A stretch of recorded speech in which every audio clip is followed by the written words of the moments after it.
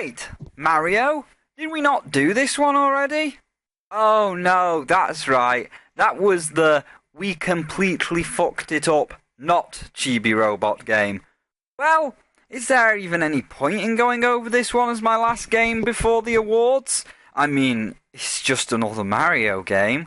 Spyro, don't say that. It's a Mario and Luigi and Paper Mario game, and you love both the Mario and Luigi and Paper varieties.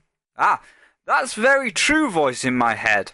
Well, here's the problem. Diving right into things this time. In the old Mario and Luigi games and Paper series, they had some imagination and went and did whatever they wanted, from the Bean Bean Kingdom to Inside Bowser to a full parody of hell, from getting bog roll for a space monster to watching an angel die to a chameleon's house in which said chameleon was the digital embodiment of most of the people playing the game. And throughout, because of the creativeness, we got to see some awesome creative final bosses. From a Batgirl, to aliens, to the Queen of All Darkness, to a dapper gentleman, to the Batman. That is a Batman, not the Batman. But here, there is none of that. No, the cast has had a big cut down since last we met. No Birdo, no returning enemies like the Shroobs, no returning bosses like Antasma, no new enemies, no big bosses, and strangely, no Paper Luigi. What happened to him? Is Paper Luigi not good enough to get a slot in this adventure? No, it's just Bowser causing shit with all of the mini-bosses like Bowser Jr., with all of the enemies being Goombas and Koopas and whatnot. So, it's a pretty bland start, and it gets even blander with the story basically being a add-on to what I've just said. That being the paper dimension and the 3D dimension have fused together, so Paper Bowser and 3D Bowser join forces to cause shit. Wow, pushing the boat out there. There has never been a game where a rip in a dimension caused two bosses to team up, be it with themselves or another big boss. See Spyro Fusion, Sonic Generations, and so on. Still, at least it's only one game, unlike Spyro Fusion or Zelda or the new Fire Emblem, where you have to get both games and link them together with your link cable to get the real final boss. So at least we're saved from Mario Paper Jam Bros and then Luigi Paper Jam Bros, which would explain his absence. And of course, the story can't be that good, because as seen here... Oh man, this text is going way too slow. But there's a fast forward button, so let's speed it up like an emulator.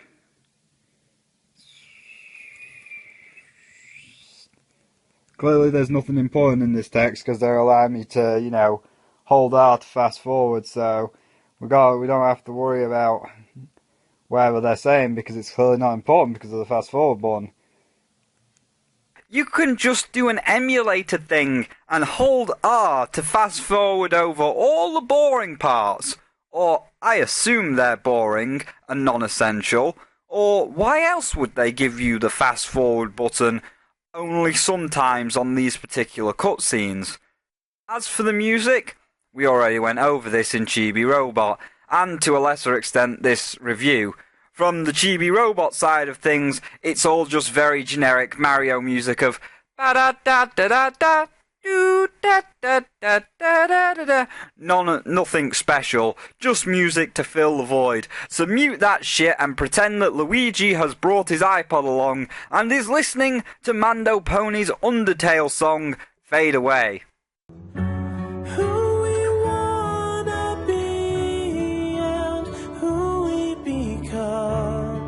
Are as different as night and day. I tried to destroy you, but I can't ignore you anymore. I don't wanna go back. No, I don't wanna fade away.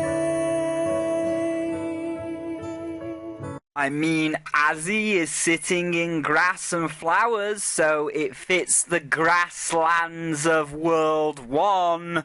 And then a quick track change to Foxy singing Noticed.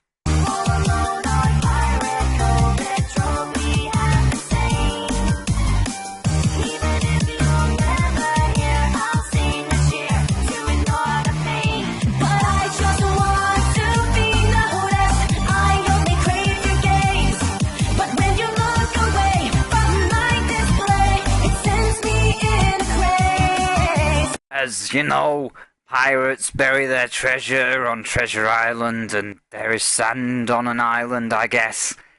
I got nothing. But obviously, the joke is better music to liven up the desert of World 2.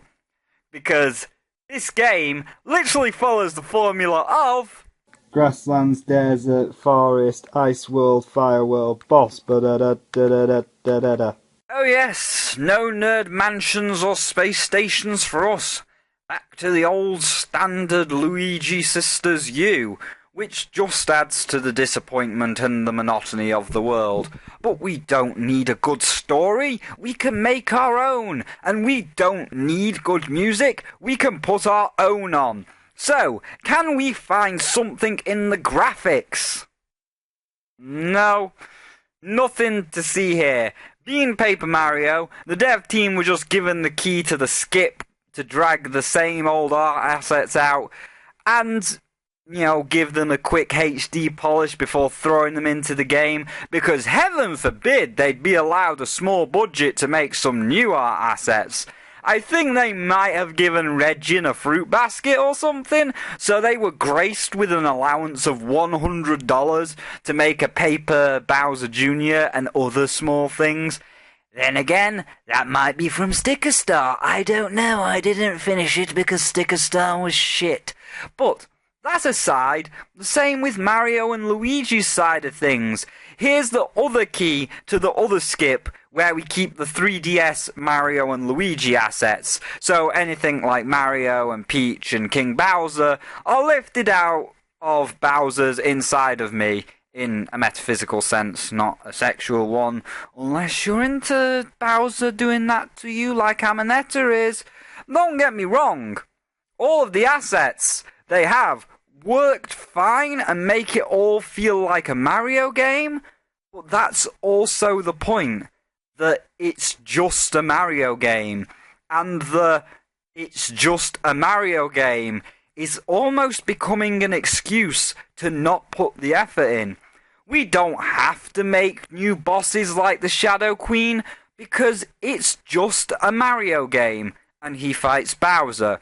We don't have to make any new worlds, like Space or Bleck's Castle, because it's just a Mario game, and Mario goes grasslands, desert, jungle, ice world, fire world, boss, ba-ba-boom, ba-ba-boom, ba-ba-boom.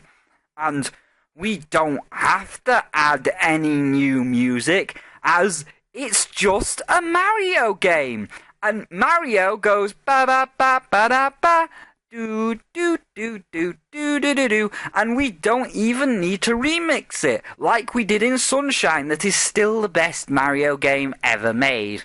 I mean, it's good that you can save from anywhere, I guess, but damn, we are really running out of stuff to go through here. So what about the rest of the mechanics and the combat?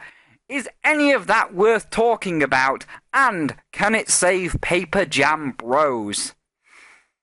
Not really, no, as once again, Nintendo thought it best to lock some of the content behind a wall that I cannot break. You see, our first step in Mechanic Land is Amiibo. You see, there are these cards, and what you're supposed to do is, once you get a card, you scan Amiibo onto your 3DS, so it scans onto the card, so you can use that guy in battle.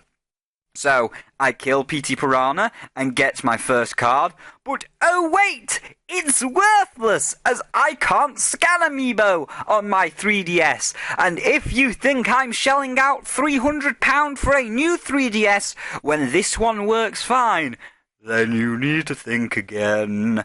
And if you say get the scanning stand, yeah, you'd have better luck getting hold of a legit cartridge of Cheetah Men 2 or Airworld or some other nigh impossible one-of-a-kind cartridge, as in England the scanning stand is just as rare as those, and like all of Nintendo's shit that has some kind of wall in it, of course it counts to 100%. So your book full of achievements like get one kill with an amiibo ally, well, that's not happening. I guess I'll just have to settle for 94% complete skill book. And I hate this shit. Don't put skill points or achievements or anything else in your game that counts towards completion or filling some kind of checklist if not everyone has access to it. So we can scratch that feature and the shop link to it off our list. Next up is the overworld mechanics. They're fine for the most part. You walk around, jump on enemies for sneak attacks, hit blocks, the usual stuff. Only one nitpick is how you need to jump up ledges with each character. I mean, look at this shit. Why do I have to jump with Mario, then Luigi, then Paper Mario every time? Can't I just get a group jump button? Turns out you can. But that's X, and X is also your sprint button. Why not just have the group jump be A, you know, no individual jumps, and have the sprint remain on X as its own separate button?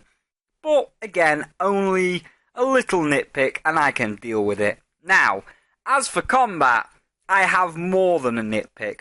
The combat is the standard Mario and Luigi thing of do an attack, be it normal or a bro attack, and press the button to deal the damage, and pressing it at the right time will allow you to do either a second attack or hit a second time for extra damage. So it's more active than Xenoblade X or Final Fantasy XIII, where you start a battle and then just walk away. No, you actually have to press buttons to get more damage, and it reacts well. My big problem with this is they have made it way too easy. You see, grinding is non-essential in this game, because when a monster attacks you on its turn, if you press the button at the right time, you can dodge the attack and even get some extra damage on the enemies with a counter-attack. So, in theory, you can go through the whole game and not get hit once, making grinding, or even leveling up, pretty much non-essential. And considering the measly amount of XP you get from every fight, I mean, we're talking about Xenoblade X levels here, where you have to grind for like an hour just to get one level, it does feel like they just want you to roll on with your adventure. Not that there's anything wrong with that, but in doing this, they have made the combat way too easy.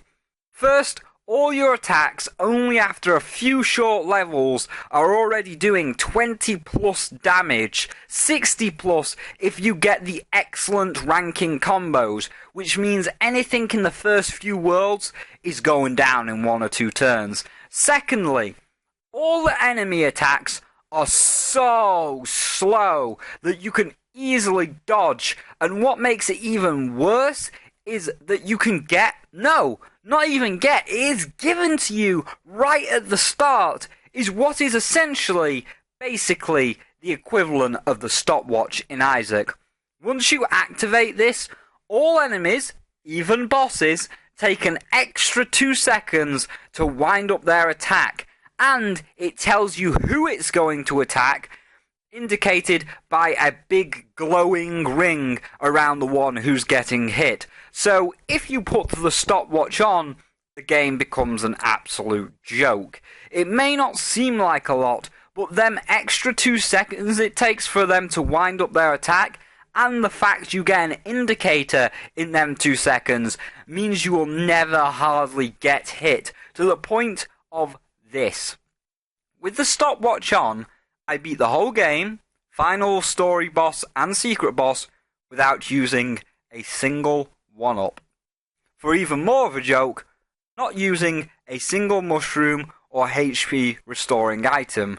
Granted, by playing games like Super Meat Boy, my reaction time might be slightly quicker than some, but even then, not that much faster. So, if you are planning on buying this game, and you are a seasoned Mario and Luigi player, all the way back from like Superstar Saga, then by no means activate the stopwatch, or you will see it as baby mode. I would say even if this is your first Mario and Luigi game, the stopwatch is still pretty broken as balls, and you need to keep it off if you want any kind of challenge.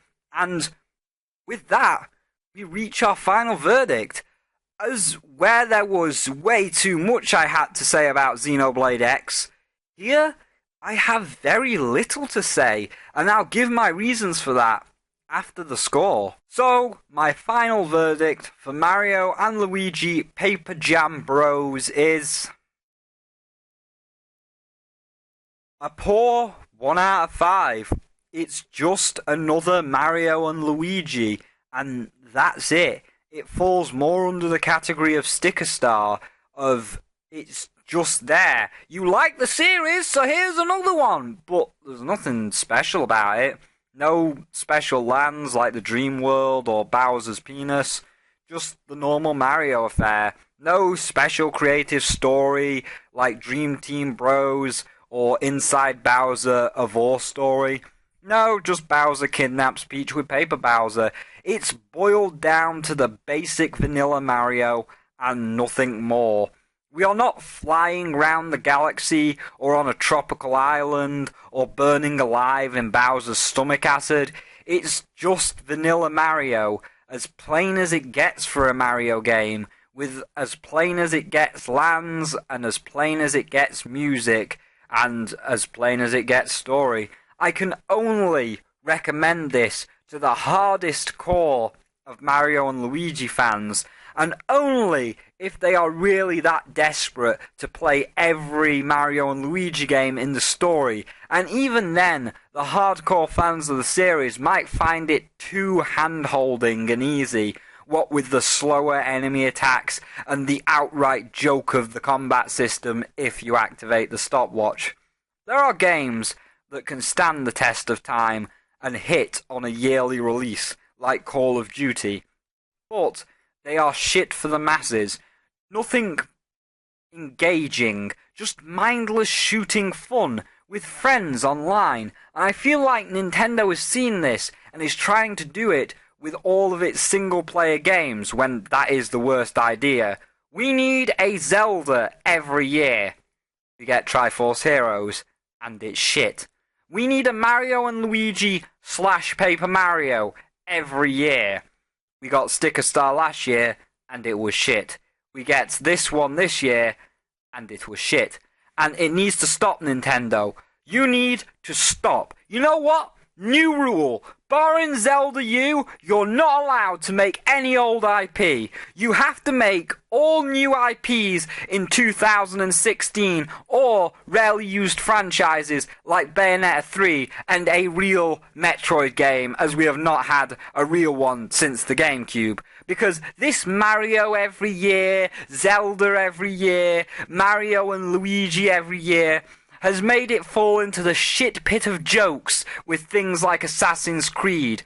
Got to have one of those every year. Last year was Sticker Star, and it was a joke. This year it's Paper Jam Bros, and it only cements the joke. If you bring out one next year following this yearly fashion, no one will buy it. We will all just see it as another franchise that caught sequelitis like Assassin's Creed, like Skylanders, and laugh at you.